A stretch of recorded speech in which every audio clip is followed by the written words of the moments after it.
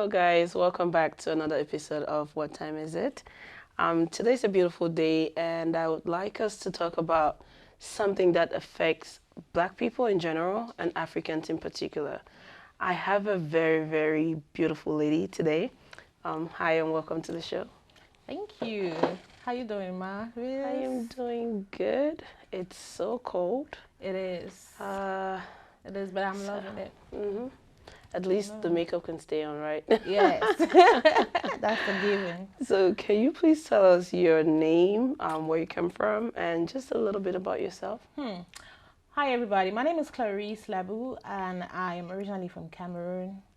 I hail from the Northwest region. So I'm from Donga Mountain division. That's where I hail from. But I grew up in Kumba, so I'm a K-Town chick. Nice. And, That is very nice. we're here. We're living life, and thank God for everything. That's great. Yes. That's great. So, can you tell us a little bit about the people from your part of Cameroon? I mean, Cameroon has so many different cultures. That's true. It gets crazy sometimes. Like, you grew up in Cameroon, but it took me studying history in high school to know that the people from the Northwest region are different sets of people. So can you tell us a little bit about the people from Donga Mountain division? When you say different, what do you mean? When you say they're different I set of people? I knew that the Northwesterners were Northwesterners. I didn't know there was Bali people. Oh, you didn't know it was subjected into tribes and clans and all that? Oh, I used to think it was one big. Or like everyone was this, oh, I get it. Yeah. Well, Dunga Mountain Division, mostly people just attribute it to Kambe. That's like the most popular, I guess, the most popular tribe. My mom is from Ndu, one of the coldest places in Cameroon. My dad is from a village called Binka. I've been there. I love it to death. Very beautiful place.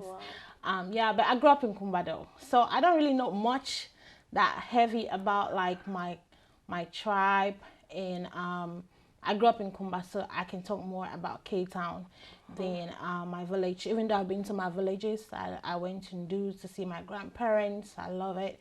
I went to the Baptist Seminary there, GMBC, one of the most popular colleges in Cameroon. And I went to my grandparents' farms, ate some Irish potatoes, I will call it, and some fresh corn, went to the market, bought some meat, I just had a good time in the village. But if I really want to talk about, in terms of like growing up and whatnot, I grew up in Kumba. But the people from the Donga Mountain division were very humble people. We are very hardworking and we're very industrious and very talented as well. So that's nice. So that's what I would say, because I'm so blown away with the level of talent I see from my place. So I'm proud. That's great. Yes. That's great. I mean, I don't know a lot of people from that. Like I said, I never realized the people from the Northwest were from different, like so many different places. I mean, of course I knew there was some differences, but it's way more than I can handle. But I know for sure Ndu people are very famous for the Ndu tea. Yes. Yeah, that's all I know. I mean, you will be surprised. Some of your favorite Cameroonian artists, like Jovi. Oh. Yeah, he is from there. Renew, I think that's her name. Wow. There's Bonsais. I mean, we have lots of people. That is great. There's a popular guy who does Equinox. I think it's Equinox or one of these channels in Cameroon. PG News, he's from there. That's great. Yeah, I mean, there's a lot of people that you'll be shocked, but that's where they hail from. Wow, so that's nice. That's nice. Well, yeah. I learned something today Yes. about the people from Donga Mountain. I mean, I knew it's a division and all of that. I know they have some relationship to Kambe. Yeah. I never knew exactly how that works. So I hope the audience some of the people have learned something today too. Yes. And eventually I hope to have someone who knows about the culture to come in and talk about it. But let's move to the US. I mean, I know you mentioned you grew up in Kumba. I schooled in Kumba, but we'll keep Kumba for a different day because Kumba is a whole vibe. It is. But I want us to talk about something that affects a lot of Africans. Okay. It's something that I feel like Africans shy away from. We are living in denial, and it is costing us so many good young people, and which is mental health. coming to America, you realize mental health is for real. You know, people are sick mentally. You can live with it if you take your medication and all of that. But back in Cameroon or other countries, I can't say for all the other countries, but I know for sure in Cameroon, when someone is mentally ill, we attribute it to witchcraft and all of that stuff. So what can you tell us about your experience or shed some light on the issue of mental health? Well, it's a very deep question, and it's a very important topic to talk about. I thank God for the level of exposure that being here has given me to be able to know that some of the things that, I mean, back home, we just live life, you know. It's just our reality. We wake up, we're just living life. I was telling one of my friends the other day, I was like, can you imagine how many kids have been labeled, quote unquote, Ogbanje, but they're actually autistic or, you know. So, and then when you think about it, you're like, wow, because sometimes we're not really informed. Sometimes we're not taught this at school. And so being here, I've learned a lot. What I can say about mental health is that it's very important for you to sort of understand who you are. For me, I happen to have learned who I really am, not just from my family, my parents who are amazing. They did a good job raising us and instilling in us some really awesome values. But for me, now the place that I really go to find closure is the Bible, is the Word of God. I'm a Christian. I love my journey in that regard. And also just being able to have conversations with people and learning. I'm an open-minded person. So for example, if I wake up and I see that my mind is beginning to shift, I'm not the happy person that I am. I'm not the go-getter. I'm not, you know, I don't have drive to work. I want to make sure, okay, what's going on? You know, I want to take a step back.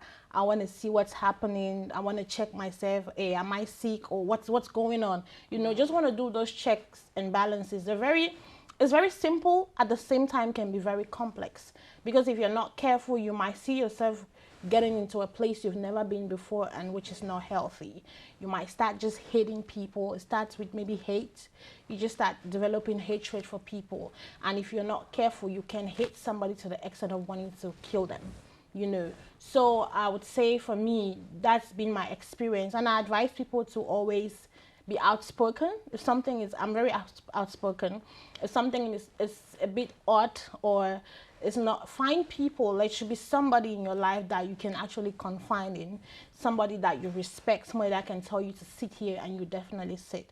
So it's good to have people that you can open up to, you can be accountable to. It might be your parents, it might be a co-worker, it might be a pastor, it might be your wife, your husband, I mean, whoever. There should just be someone that you can sit and have a talk with and sort of like see, you know, where, you know, you're going in terms of like your health, in terms of your mental state, how you're thinking, how you're handling different things in your life. How are you handling work? How are you handling pressure when it comes to like marriage, or for those who are married, I'm not. For those, how you handling kids, how you handling work, you know, your just generally your life. I live alone. Sometimes it can be very draining. But I have grown to enjoy the process. I am not bored. I find things to entertain me, things that I love. I love interior decoration. I try to do that. I love to sing. I sing. You know, those things to take me out from a very gloomy space or a very depressed space. So yeah, that's just how I'm still learning about the mental health thing. And there's so many articles online as well, on Instagram, Facebook, whatever you. And I know some churches too are beginning to talk about that so that people can be informed, because we've heard of stories where pastors actually took their lives. Yeah, I mean, that's crazy. Yeah, depression, that's another thing. Yes. I used to say that, same. Oh, depression, that's not a black people thing. You know? It is. Which is weird, because coming to America, I have realized it's an everybody thing. Yes. Anybody can be depressed. But what interests me more is the idea of people suffering from, I don't want to call them little, because mental health is not as bad as HIV. Okay. You know, it's not as bad as cancer. But when I look back to Cameroon right now, I see all those people roaming the streets. You can see some traits of schizophrenia here. You have other mental illnesses that could be handled with just medication. But these people are roaming the streets because we're not informed. Yeah, we we're think, not oh, informed, and they're this not uncle structures. is responsible for them going mad. This uncle, and that's a whole set of people back home thinking, okay, when you're mentally ill, it's witchcraft.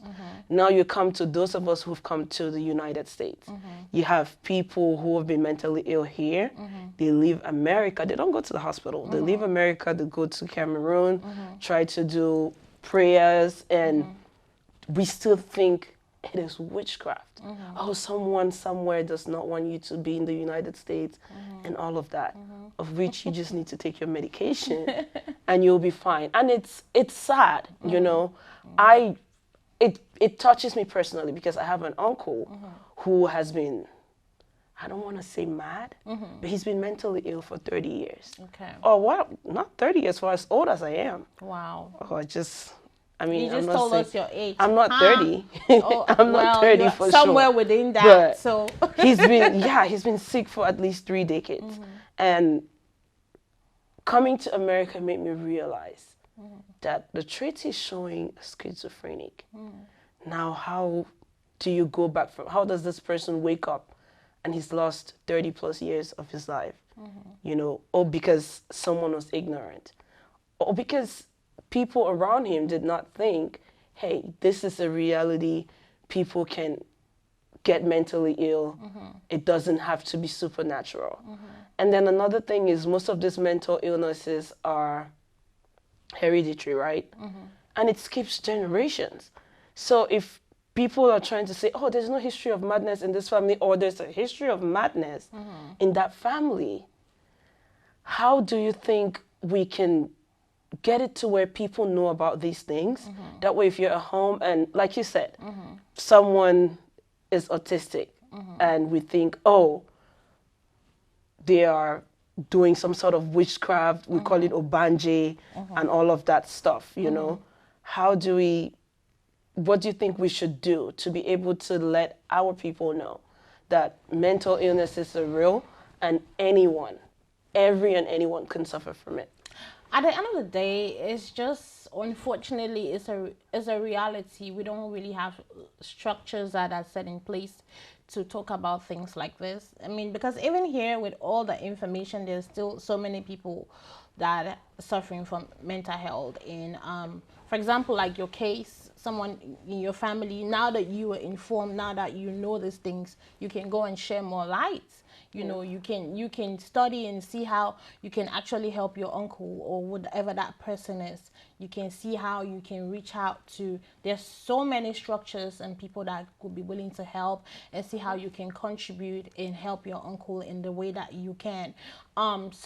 Unfortunately, like I said earlier, it's just a reality that some people might never snap out of it. They will just keep believing that it's what it is, because it's not something that it's really taught back home for people to understand that this is actually an issue. It's not somebody doing it to you or for you. There are no health structures. Sometimes if you're not really top rich, you might not really have help, right?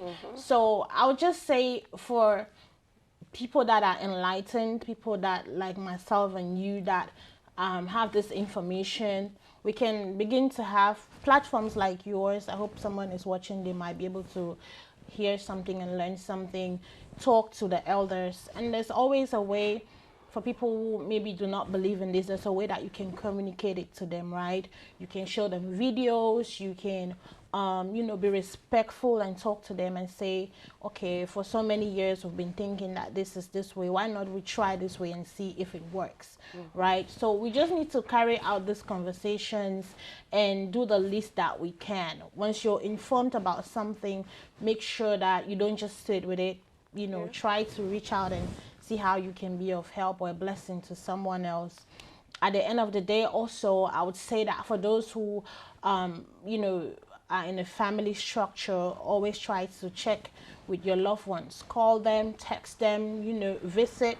I encourage people to have family reunions at least once a year if they're in America, because sometimes people will live for years and they don't even see each other. Once in a while, come together, have a good time, not just talk, not just eat and take pictures, but actually ask people, how are you? Like, how are you really? Like, just have those type of conversations and have people open up. And when people open up, it's not for us to shame or badge them away. It's for us to see how, okay, how can we come together as family or as friends and help this person become better. So that's what I would say. And personally, for somebody's watching right now, if you ever feel like, you know, you're beginning to not be your actual self, you're beginning to start thinking out of the box in the wrong way, maybe thinking like, oh, I hate myself, or I hate this person, or whatever, then I think it's time for you to maybe get to your doctor or get help. Yeah, that's what I can say. But I think we just need to inform, you know, our family and friends and keep ourselves educated. Okay. Yes. Yeah, that's very good. So, guys, you just heard. She is not an expert. I am not. I am not an expert, definitely. I am definitely but not. These are things that we experience on a day-to-day basis. Yes. So, I'd like to thank you guys so much for watching, and I'd like all of us to remember that mental health is real. It's not for a group of people. It can happen to you. It can happen to me. Try to talk to your friends. Try to talk to your family, and together we can try to sensitize people who are not educated, do more research, and sort of get it to where everybody knows that they could be mentally ill. Thank you guys so much for watching. As always, you've been watching What Time Is It? I hope you have a blessed day. Ciao.